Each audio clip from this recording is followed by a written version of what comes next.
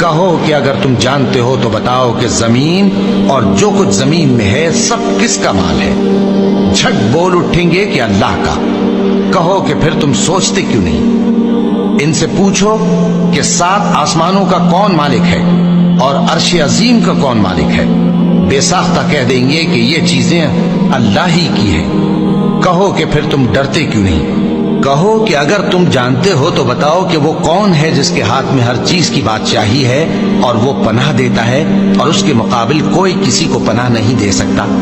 فوراً کہہ دیں گے کہ ایسی بادشاہی تو اللہ ہی کی ہے۔ کہو کہ پھر تم پر جادو کہاں سے پڑ جاتا ہے؟ بات یہ ہے کہ ہم نے ان کے پاس حق پہنچا دیا ہے اور یہ جو بت پرستی کیے جاتے ہیں بے شک جھوٹے ہیں۔ اللہ نے نہ تو کسی کو اپنا بیٹا بنایا ہے اور نہ اس کے ساتھ کوئی اور معبود ہے۔